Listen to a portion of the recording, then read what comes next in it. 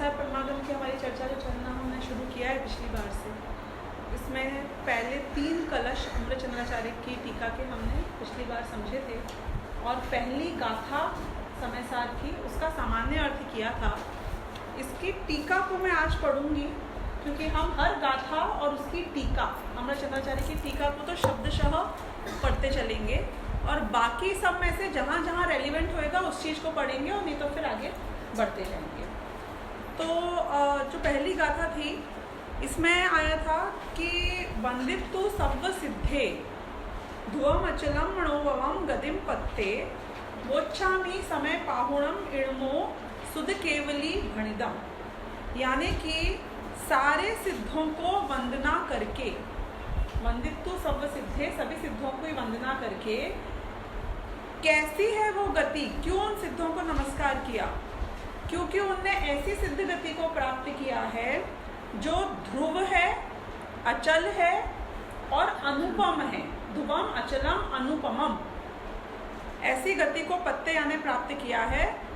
तो ऐसे सिद्धों को नमस्कार करके मैं शुद्ध केवली भणिदम, शुद्ध केवलियों द्वारा बताया गया जो आत्म कल्याण का मार्ग है उसको समय पाहुणम इणमो, इस समय पाहुण नाम के ग्रंथ में वोच्छामि यानी कि कहूँगा।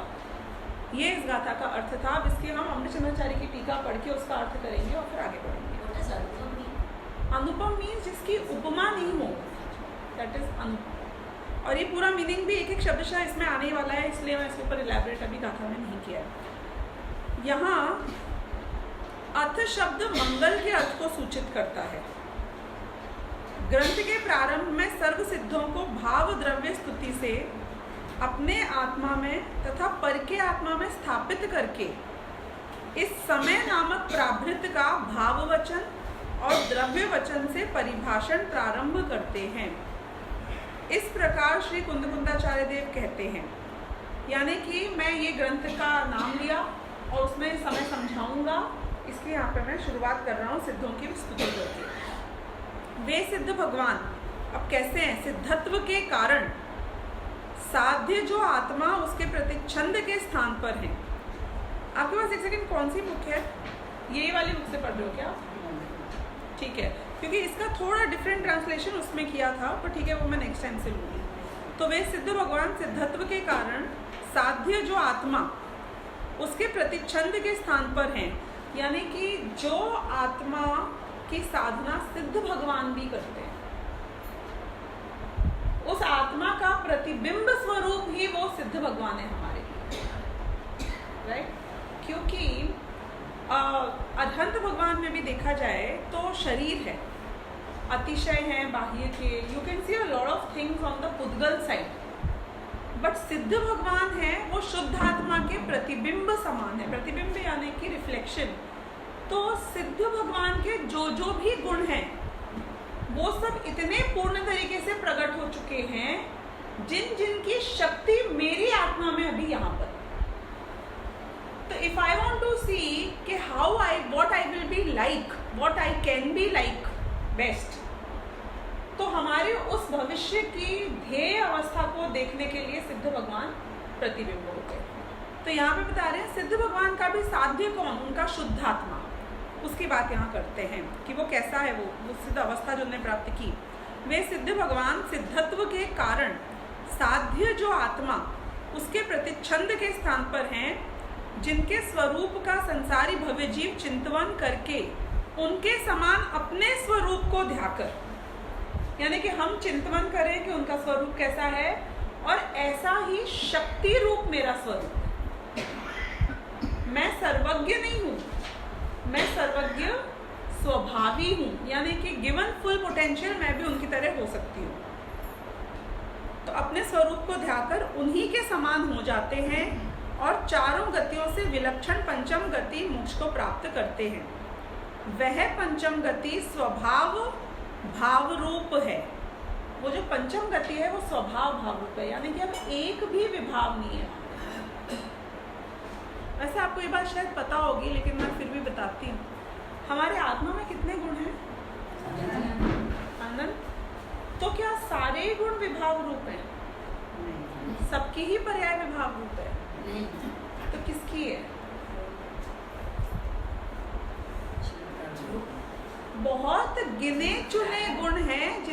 पर्याय विभाव रूप है, बाकी की पर्याय तो स्वभाव रूप ही है। सो इम्प्योरिटी जो है वो पूरे में मिली हुई नहीं है। जैसे कि द्रव्यत्व है, ये भी उसका गुण है जिसकी पर्याय है, वस्तुत्व है, ये भी उसका गुण है, उसके भी पर्याय है। इनफैक्ट उसके इतने सारे गुण हैं और अनंत, जिनको आप ना ही लिख सकते हो, ना बोल सकते हो, ना समझ सकते हो, क्योंकि दे आर सो मैनी कि वो खत्म ही नहीं होते हैं। तो दिव्य ध्वनि में उनने कहा कि जहाँ पे प्रॉब्लम है उनको तो मैं हाईलाइट करके ज़्यादा बताता हूँ, और जो लक्षण है उसको मैं हाईलाइट करके ज़्यादा बताता हूँ, जिससे आप इस शुद्धात्म तत्व को पकड़ सकते हो। उसके अलावा बाकी की चीज़ों की उन्होंने फिर चर्चा बहुत ज़्यादा विस्तार से नहीं की। उसमें भी बहुत सारे तो गिनाए जाते हैं, 47 शक्तियाँ गिनाई जाती हैं, और भी जो कई गुण हैं वो बताए जाते हैं सामान्य विशेष, लेकिन उसकी लिमिटेशन है क्योंकि मैं अनंत नहीं बता सकता हूँ। तो उनने रेलिवेंट चीज़ें बताई। तो बाकी का आत्मा तो स्वभाव रूपी है। यदि अगर उसकी इतनी सारी और चीज़ें स्वभाव रूप नहीं होती तो मैं कब से मतलब मर्ज होके अन्य द्रव्य रूप हो गया होता, मेरी सिक्योरिटी मेंटेन नहीं होती। जैसे मैं आपको अगर एक एग्जांपल दूँ अपने देश के, भारत देश कि सिर्फ हमारे देश के पॉलिटिशियंस या सरकार के लिए करने के लिए मेरे पास बुराइयां ही हैं या कुछ अच्छाई भी है। इसलिए बोल रही हूँ कि आज इतना बड़ा देश तरक्की कर रहा है, आज इतने लोगों को सेफ तरीके से रखा हुआ है। जो आपने न्यूज़पेपर में जो खबरें पढ़ी कि गलत हुआ, इतनी चोरी हुई, इतनी चपाटी हुई, इतनी हत्या हुई, जो भी गलत काम हुए, लूट हुई, उसके अलावा बाकी के लोग सेफ हैं कि नहीं है? तो जो लोग सेफ हैं उसको कुछ करने के लिए कुछ लगता है कि नहीं लगता है? वो काम तो हो रहा है। मतलब समझ रहे हो, आधा ग्लास भरा तो है ना। ऐसा तो नहीं है ना कि सब कुछ ही बुरा है, नथिंग इज वर्किंग, ऐसा नहीं है। जितनी चीजें चल रही हैं वो सब कोई क्वालिटी, कोई काम, कोई मेहनत कर रहा है, कुछ काम हो रहा है जिसकी वजह से ये काम चल रहा है। तो ऐसे आत्मा में जो आज तक अनादिकाल से मेरे को कर्मों ने कुछ आंच नहीं लगा पाई, तो कोई गुण तो होगा ना मुझ में। अनादिकाल से अनंत काल तक मेरा जो शक्ति है उसका ह्रास नहीं होता, कुछ तो गुण होंगे ना मेरे जो अपना काम कर रहे होंगे। हर चीज ही विभाव रूप हो जाएगी तो फिर आपकी सैंक्टिटी कैसे बनी रहेगी? तो बहुत गुण है, अनंत है। यानी कि हम उसको ऐसा भी कहते हैं कहने के लिए कि जितने समुंदर का पानी है वो इंक बना के भर दो, जितने पेड़ हैं उसको मिलाकर उसका पेपर बना दो, और जितना लैंड है उसको कागज बना दो, और आत्मा का एक के गुण लिखो तो स्याही खत्म हो जाएगी, कागज खत्म हो जाएगा, लेकिन गुणों की चर्चा खत्म नहीं होगी। इतना कॉम्प्लेक्स पर्सनैलिटी है हर द्रव्य, एक चीज होती थोड़ी है उसमें। तो इसलिए स्वभाव रूप बहुत सारे गुण तो हैं, कुछ गुण हैं जो विभाव रूप है, और सिद्ध अवस्था में अब एक भी गुण ऐसा नहीं बचा है जो विभाव रूप रह गया। यानी कि संपूर्ण आत्मा के संपूर्ण स्वभाव रूप गुण पूर्ण रूप से प्रकट हो जाते हैं।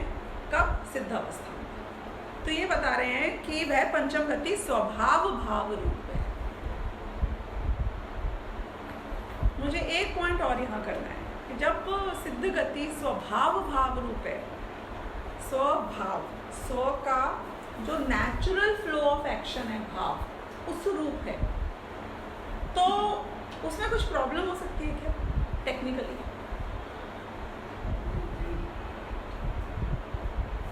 जो चीज जैसी नेचुरल है यदि वैसे ही रहेगी तो उसमें कुछ प्रॉब्लम नहीं हो सकती है। तो जो हमें ये शक होता है कई बार कि मैं बहुत बोर हो जाऊंगा सिद्ध बन के, कि मैं करूंगा क्या, कि इतना सारा जान लेंगे तो फायदा क्या होगा, कि मुझे डाउट हो कि सुख मिलेगा कि नहीं मिलेगा, क्योंकि आपने बोला है कि उसको पहुंचे बिना उसको आप एक्सपीरियंस नहीं कर सकते, और पहुंचने के बाद रास्ता नहीं है वापस आने का, तो हम तो लोग हो जाएंगे वहां जाकर। तो ऐसी अवस्था में वो बोल रहे हैं लॉजिकली यदि आपको तर्क लगाना है कि सिद्ध अवस्था पूर्ण सुखी और अनंत काल के लिए वैसी रहने वाली है, इसको लॉजिकली कैसे आप प्रूव करोगे? भगवान की वाणी से तो सुन लूंगा मैं, लॉजिकली कैसे प्रूव करोगे कि जो चीज स्वभाव भाव रूप होती है वो परमानेंट हो सकती है, जो चीज विभाव भाव रूप होती है वो परमानेंट नहीं हो सकती? लॉजिक क्या? आप मुझसे बोलो कि जो ये मेरा चेहरा है इस पे स्माइल होनी चाहिए, क्योंकि स्माइल अच्छी लगती है, हंसते हुए लोग अच्छे लगते हैं, रिलेशनशिप के लिए, बात के लिए। तो मुस्कुराते रहो 24 घंटे, क्या होगा कि गाल दुख जाएंगे। स्वभाव रूप नहीं है। इसलिए हमारे भगवान की मूर्ति में जब उनकी परम शांत मुद्रा दिखाते हैं चेहरे में, तो स्माइल होना कषाय का प्रतीक है, सहजपने का प्रतीक नहीं। सहज नहीं है आपका चेहरा जब आप मुस्कुरा रहे हो। सहज कब है? पोकर फेस, स्ट्रेट फेस, ये सहज। अब आपको आंख की बात करो, आंख में क्या सहज है? वाइड ओपन या क्लोज्ड? दोनों ही नहीं, ना वाइड ओपन ना फुली क्लोज्ड। सबसे कम स्ट्रेस अपनी आंखों पे तब पड़ता है जब नासाग्र दृष्टि है, यानी कि जो चीज स्वभाव रूप है वो परमानेंट हो सकती है। आप मुझसे बोलो कि you should talk sweet, you should be nice, पर मेरा स्वभाव यदि चिढ़ने का है तो मैं कब तक अच्छी बात कर सकती हूँ? मतलब ये फेजेस, एग्जाम्पल बहुत टेम्पररी दे रही हूँ, मतलब you are comfortable in a certain dress, आपको सलवार सूट में मोस्ट कंफर्टेबल अगर फील होता है। अब अगर मैं आपको लहंगा पहना दूं, चुनरी पहना दूं, कोट पहना दूं, सूट पहना दूं, आप कितने लंबे टाइम तक उसको सस्टेन कर सकते हो? कि उसकी सीमा आ जाएगी, डिस्कंफर्ट आ जाएगा। तो आत्म स्वभाव कैसा है? जैसा संसारी अवस्था में राग द्वेष रूप है। यदि राग द्वेष रूप स्वभाव मेरा परमानेंट स्वभाव होता तो उसमें फ्लक्चुएशंस नहीं होनी चाहिए थी, कम ज्यादा नहीं होना चाहिए था, आगे पीछे नहीं होना चाहिए था, भटकते रूप नहीं होना चाहिए था। यदि कोई एक बच्चा ऐसे ऐसे हो रहा हो बार बार, तो आपके अकॉर्डिंग क्या है? शांत है, आराम से है, कि उसे प्रॉब्लम है? क्यों? क्योंकि जो अध्रुवपना है, जो चलायमानपना है, बार बार हिल रहा है, परेशान हो रहा है, उसका मतलब है कि वो स्वभाव भाव रूप नहीं है। तो ये जो सिद्ध अवस्था है ये पूर्ण स्वभाव भाव रूप है, इसलिए अचल है और ध्रुव है। अब वो रहेगी तो परमानेंट रहेगी, और जिस अवस्था में रहेगा उसमें ऐसा नहीं ये ना ये बड़ा सर्वज्ञ, ये छोटा सर्वज्ञ, इसका सर्वज्ञपना ज्यादा, इसका कम। अच्छा, सिद्धों में सीनियोरिटी होती है क्या? कि ये क्या है, 2000 साल से सिद्ध हैं, ये अभी 2 दिन पहले ही सिद्ध हुए हैं? नथिंग। कि एक बार आप उस अवस्था को प्राप्त हो गए हो, अब आप में कुछ वहां पे डिफरेंस नहीं। तो इसलिए पूर्ण स्वभाव भाव रूप अवस्था है सिद्ध की, और इसीलिए अब वो परमानेंट रहेगी, यानी कि ध्रुव रहेगी, अब उसका कभी नाश नहीं होगा। विभाव का हमेशा नाश होता है और फ्लक्चुएशंस होते हैं। तो वह पंचम गति स्वभाव भाव रूप है, इसलिए ध्रुवत्व का अवलंबन करती है, इसलिए परमानेंट रहेगी। चारों गतियां पर निमित्त से होती हैं, इसलिए ध्रुव नहीं किंतु विनश्वर है। किसी के सहारे रहोगे तो सुखी नहीं रहोगे। चारों गतियों को पराधीनता है पुद्गल की, कर्म की, इसलिए आप टिके नहीं रह सकते हो एक जगह। अब देखो, मैं आपको एक थोड़ी सी अलग बात बता रही हूँ। यदि मैं इंडिपेंडेंटली देवगति भी जा सकती ना, इंडिपेंडेंटली देवगति जा सकते और वहां पर रह सकते अनंत काल के लिए, तो एक बार हम कॉम्प्रोमाइज कर लेते हैं मोक्ष अवस्था से। अब मतलब समझ लो मैं क्या बता रही हूँ। यदि ये पॉसिबिलिटी होती कि मुझे जितनी अनुकूलता चाहिए उतनी अनुकूलता को मैं फ्रीज कर दूं, लॉक कर दूं, तो उसके साथ जो आकुलता मिलती है उसके साथ मैं कॉम्प्रोमाइज करके जीने के लिए तैयार हूं। लेकिन सबसे बड़ा फ्लॉ क्या है? अच्छे से अच्छे निमित्त मिल जाए संसार में तो भी, हाँ, कि जो चीज को टिकाए रखने के लिए प्रति समय की आकुलता और बड़ी हो, और जिस चीज की गारंटी हो कि इसका नाश होने वाला है, और जो चीज पर के भरोसे हो, उस चीज की आदत नहीं डालना ही अच्छा। संसार में यदि आप गरीब आदमी हो, आपकी आदत है कि समझो कोई यूएस का आदमी इंडिया आता है 4 महीने के लिए, तो आपको क्या लगता है कि वो 6 नौकर रखेगा, एक खाने के लिए, एक सफाई बर्तन के लिए, एक झाड़ू के लिए, कि खुद ही कर लेगा सब कुछ? टू माई बिगेस्ट सरप्राइज, हमारी बिल्डिंग में बहुत फॉरेनर्स रहते हैं, and I can be sure that they have enough money to afford servants, right? जो आदमी लाख रुपया किराए का देगा एक फ्लैट का 1 महीने का, वो 20,000 रुपये का नौकर नहीं रखने का अफोर्ड कर सकता है। But to my utter surprise, they have kids.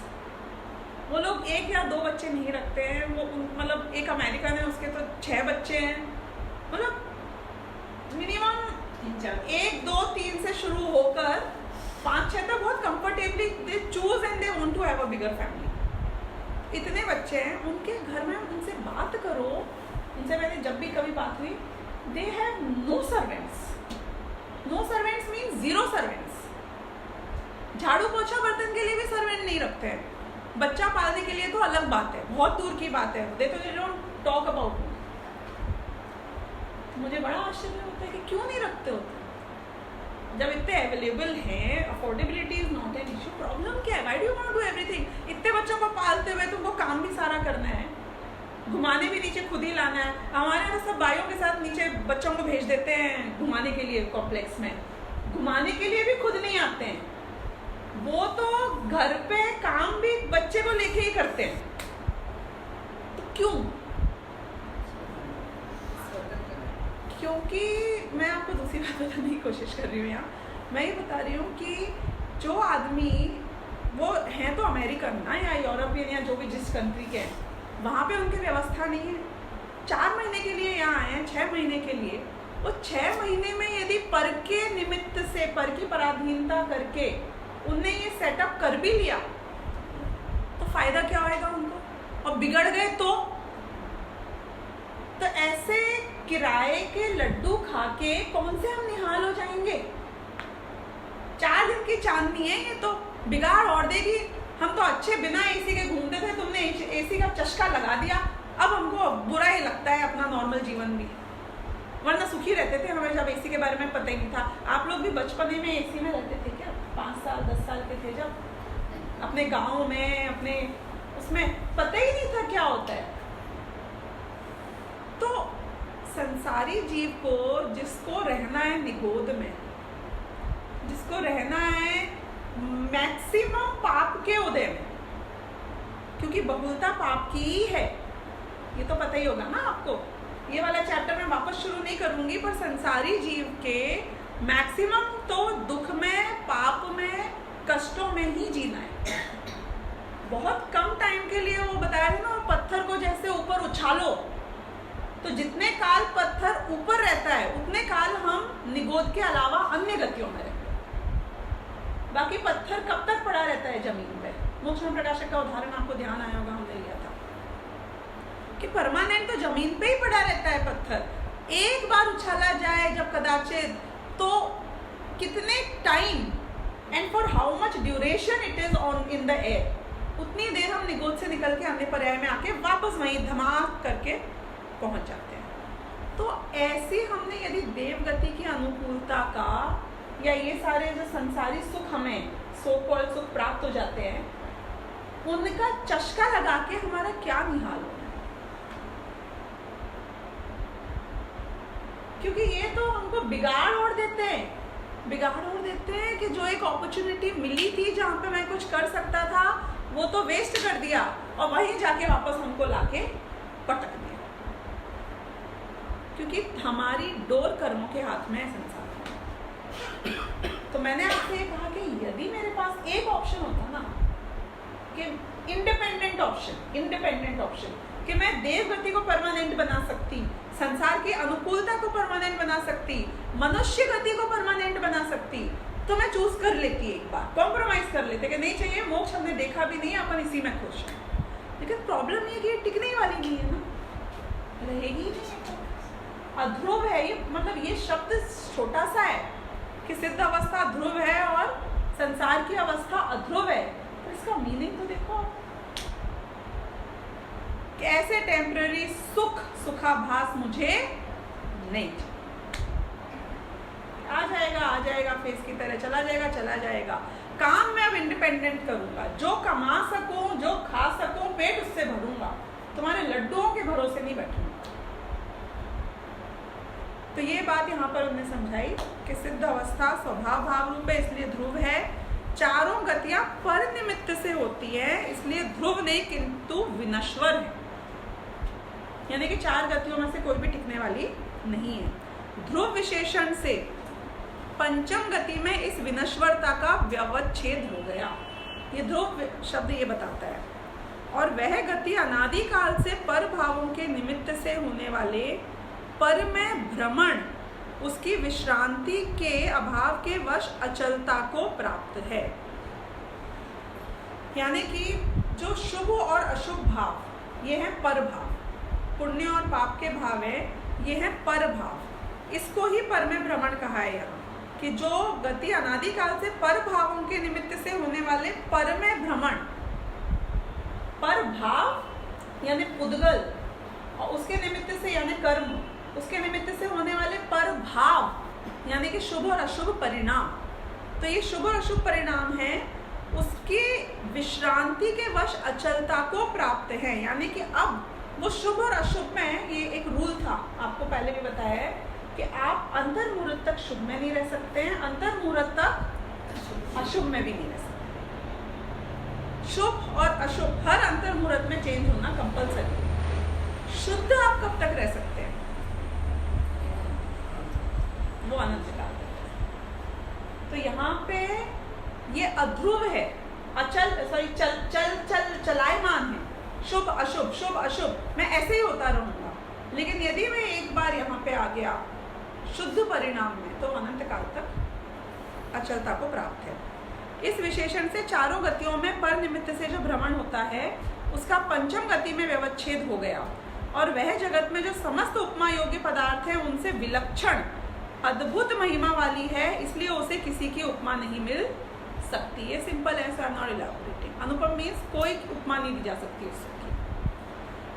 इस विशेषण से चारों गतियों में जो परस्पर कथनचित समानता पाई जाती है, उसका पंचम गति में निराकरण हो गया, और उस गति का नाम अपवर्ग है। अपवर्ग किसका नाम है? मुक्त अवस्था का।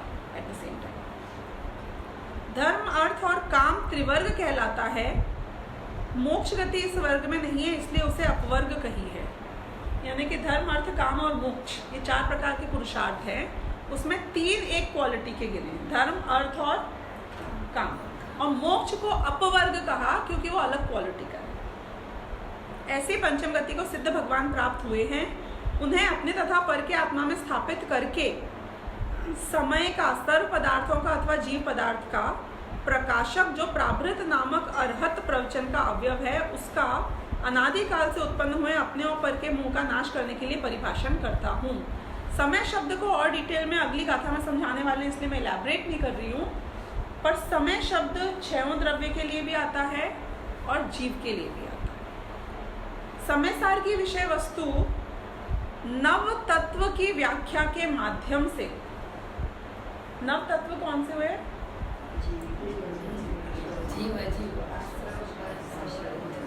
तो सात हुए, पुण्य और पाप। तो ओरिजिनली समय सार में नव तत्वों की ही व्याख्या आई है, और इन 9 तत्वों को समझाना समय सार का उद्देश्य नहीं है।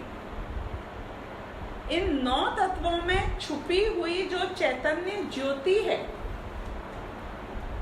यानी कि 9 तत्व तो समझाए। तत्वार सूत्र ने भी 7 तत्वों का नाम लिया, और भी और अन्य अनेकों ग्रंथों में 7 तत्व या 9 तत्व समझाए गए, लेकिन इन 9 तत्वों में वो क्या था जिसको जानने का नाम आत्मानुभूति है, कि इनको समझ के भी क्या नहीं समझ पा रहे हो। See it is a code.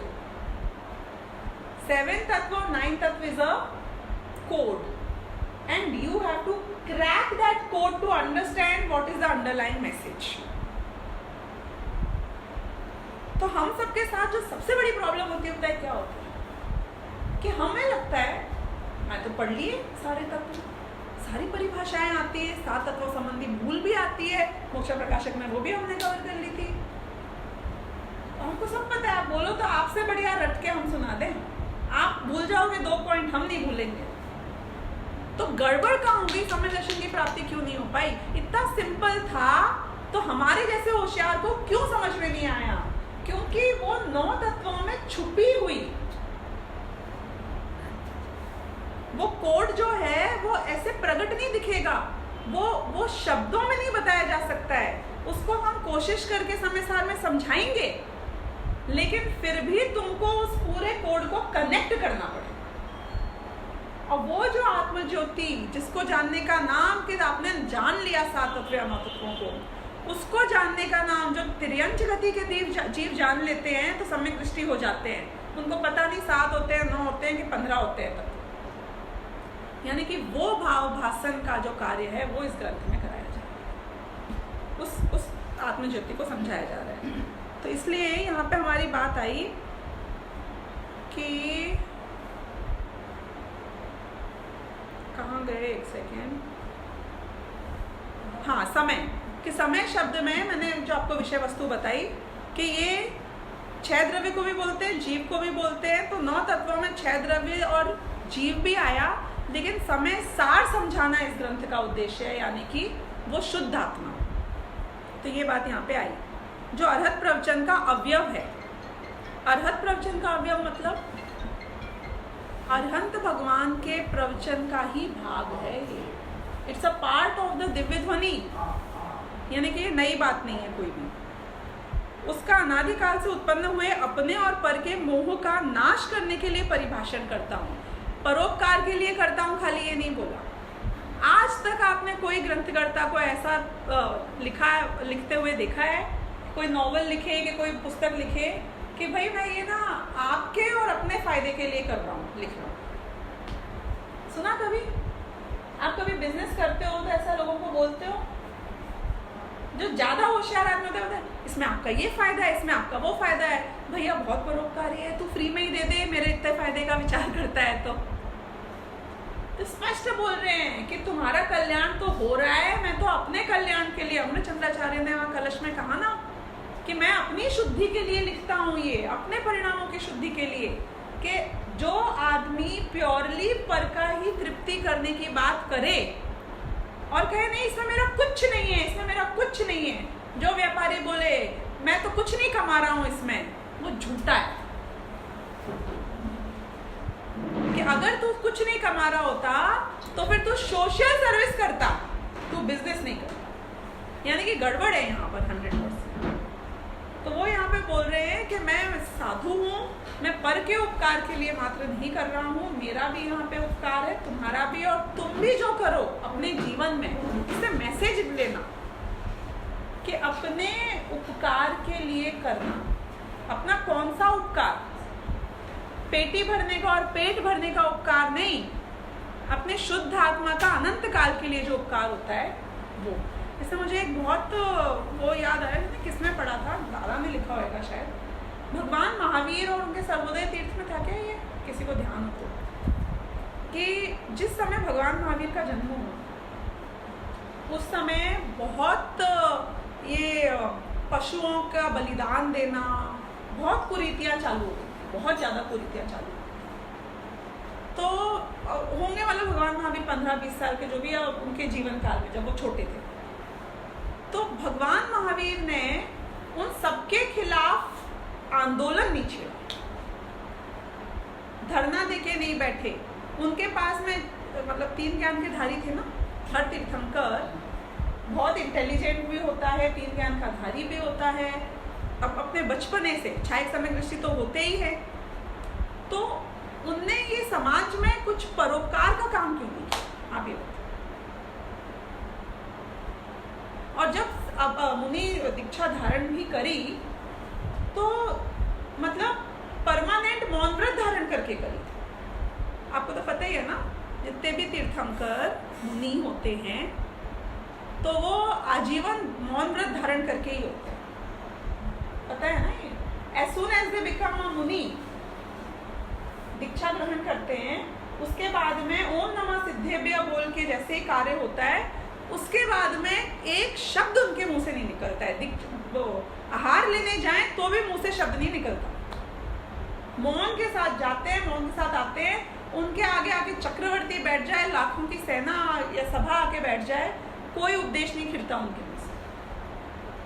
तो मुझे एक बात बताना कि भगवान महावीर को पर का कल्याण करना चाहिए था ना। उनको देख के कितने लोग कितनी बातें सीखते, वो कितने सक्षम थे, कितने पुण्यशाली थे, उन्हें कुछ नहीं किया। क्यों नहीं किया?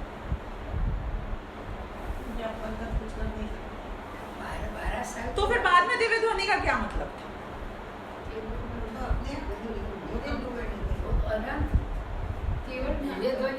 लेकिन जब उनके राग द्वेष था गृहस्थ अवस्था में, उसमें इतनी दया नहीं थी क्या उनके दिल में?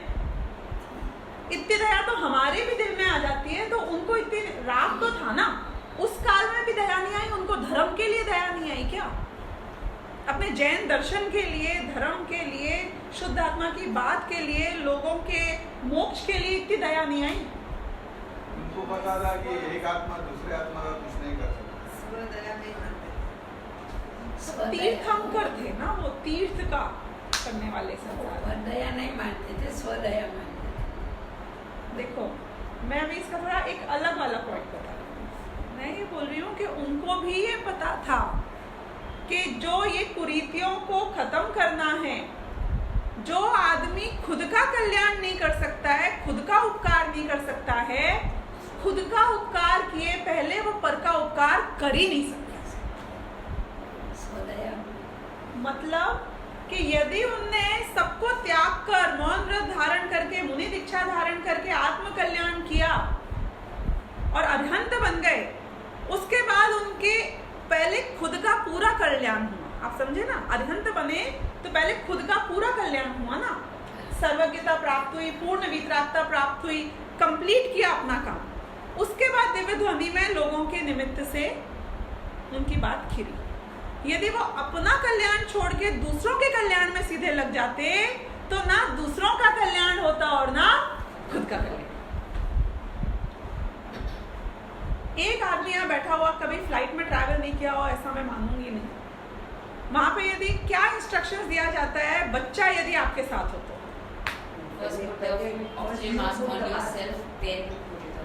कैसा सेल्फिश बात बोलते हैं वो।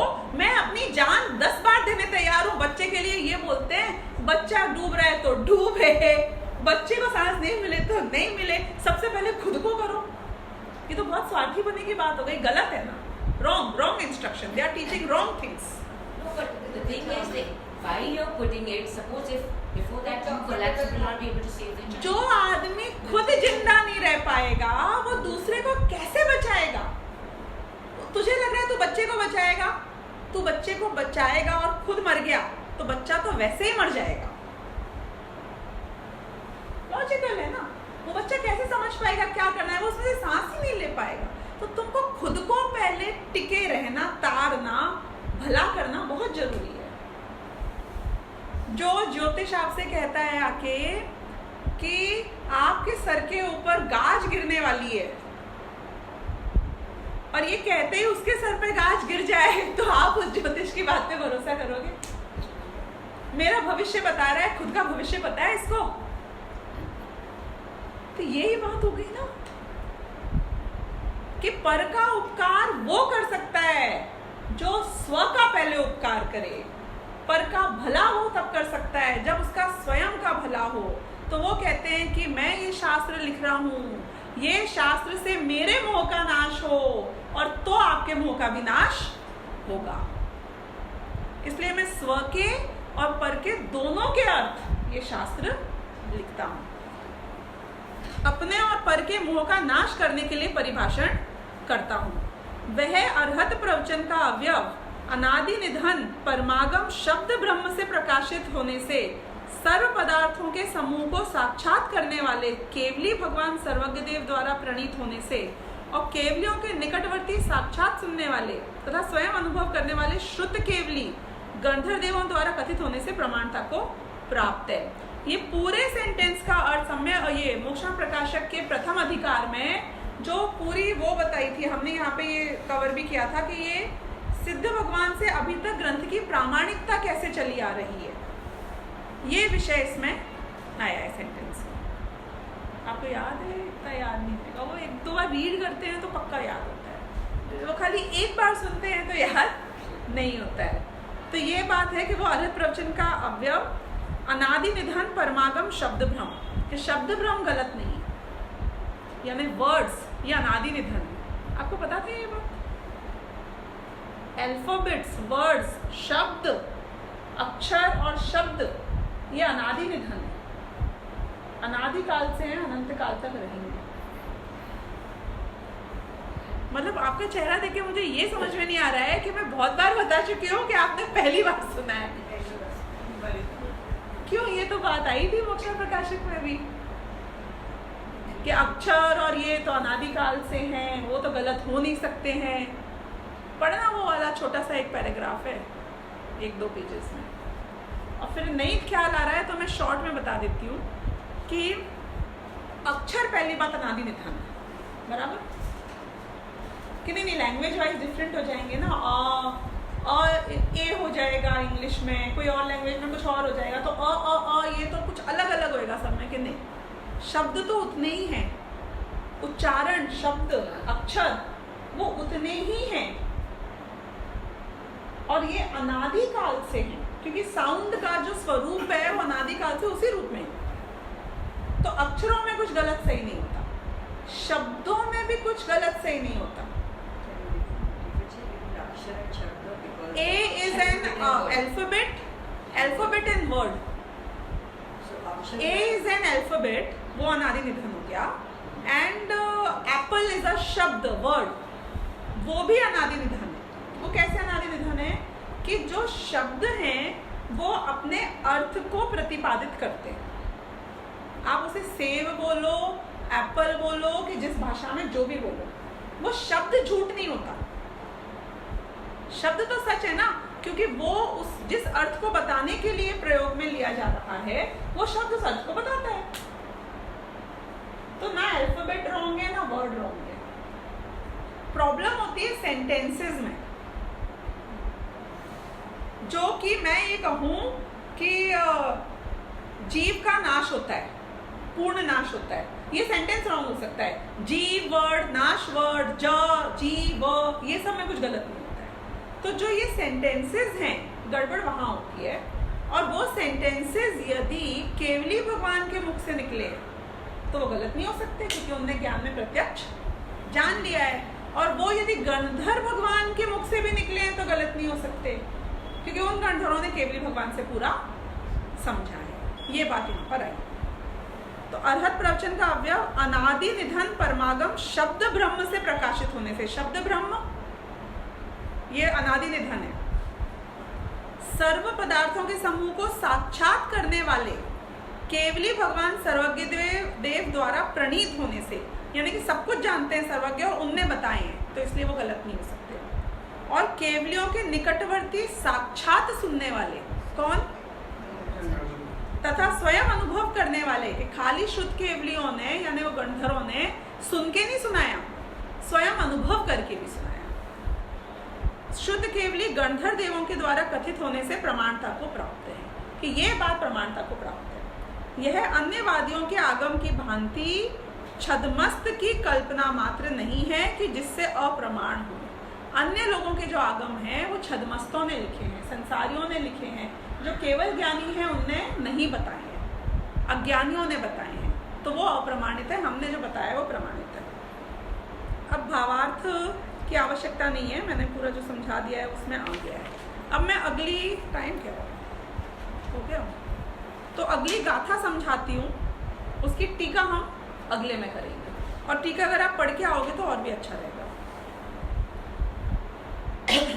जीवो चरित दंसन णाणठ्य दो तम ही समयम जान पोगल कम पदेश ठिदम चतम जान पर समयम। अब इमीडिएटली हमारा क्वेश्चन, आपने बताया कि समय सार ग्रंथ लिखूंगा, तो मेरा फर्स्ट क्वेश्चन होएगा कि ये समय क्या है।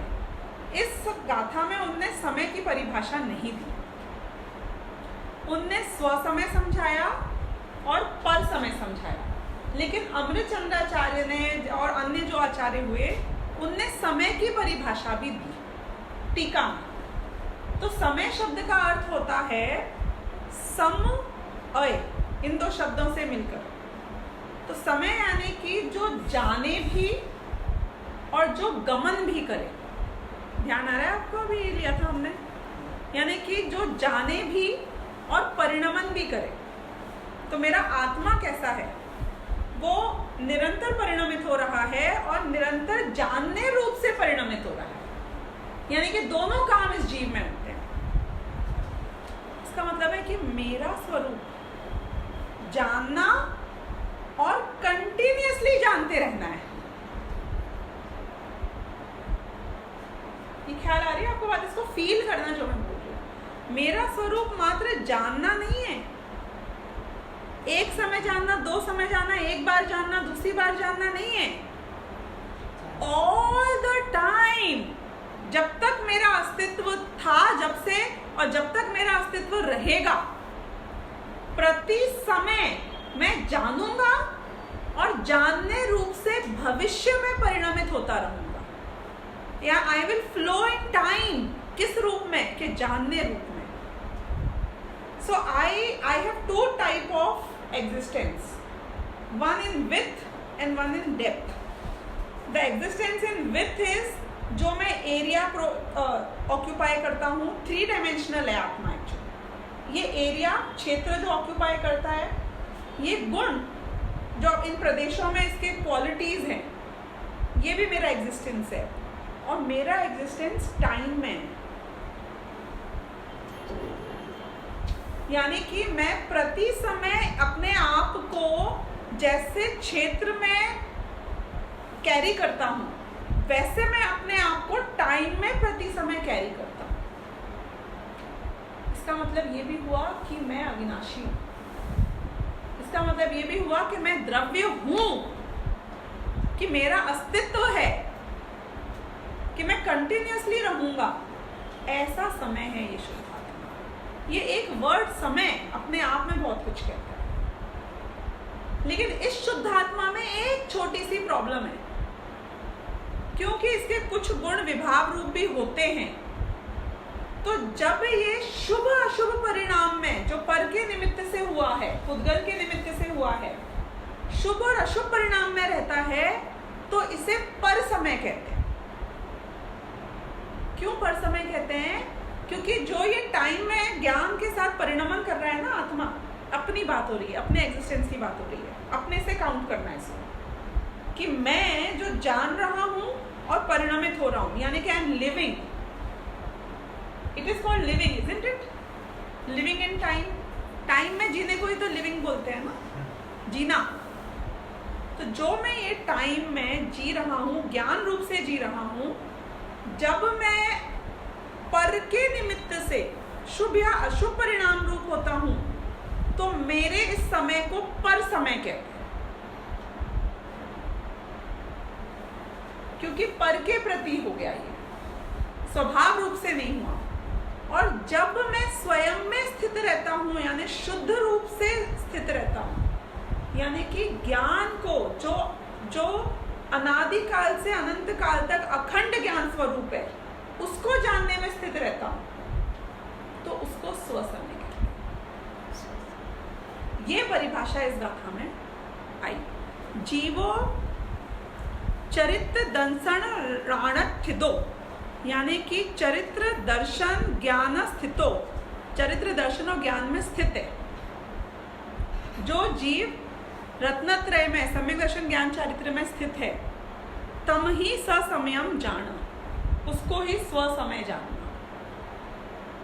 पोगल कम्म पदेशठिदम, पुद्गल कर्म के प्रदेश में थिडम यानी स्थितम। पुद्गल कर्म के प्रदेश में कैसे स्थित हो सकता है आत्मा? चतम जान पर समयम, उसको जानो पर समय। पुद्गल कर्म के प्रदेश में कैसे स्थित हो सकता है? यानी कि ये मनुष्य हो गया, ये तो पुद्गल कर्म के प्रदेशों में स्थित हो गया। जो भी संसारी जीव है वो सब पुद्गल कर्मों के प्रदेशों में ही तो स्थित है, नहीं? क्योंकि कर्माण शरीर ने मुझे पूरे टाइम ऑक्यूपाई किया हुआ है, तो पुद्गल कर्मों के प्रदेशों में मैं स्थित हो गया। ये फिजिकल स्थित होने की बात है कि भावों के स्थित होने की बात है?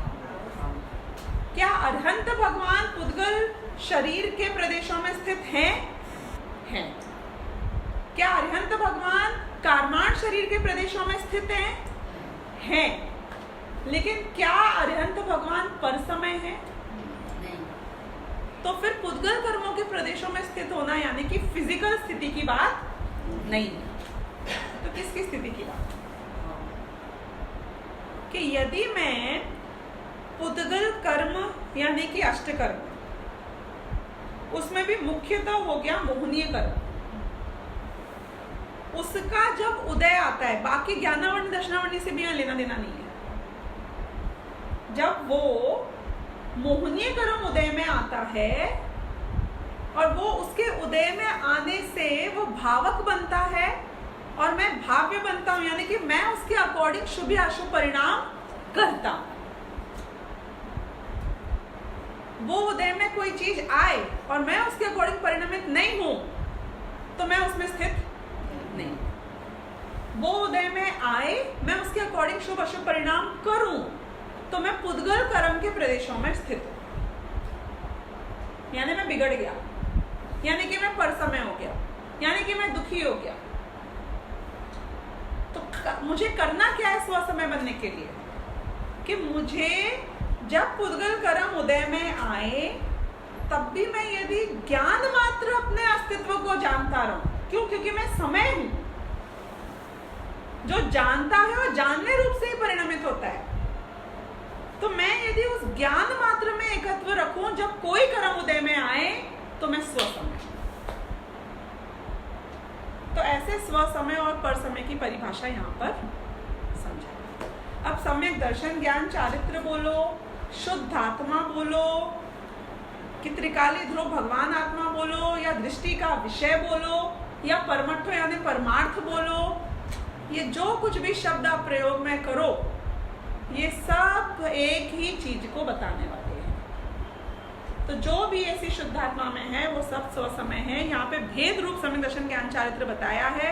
आगे जाके गाथाओं में बोलेंगे कि ये भी व्यवहार है, तीनों का भेद करके बोलना भी व्यवहार है। बात तो मैं शुद्धात्मा की कर रहा हूँ, लेकिन उनको ये पता था कि आप सम्यक दर्शन ज्ञान चारित्र इनका नाम जानते हो, तो उन्हें शुरुआत उसी बात से करी।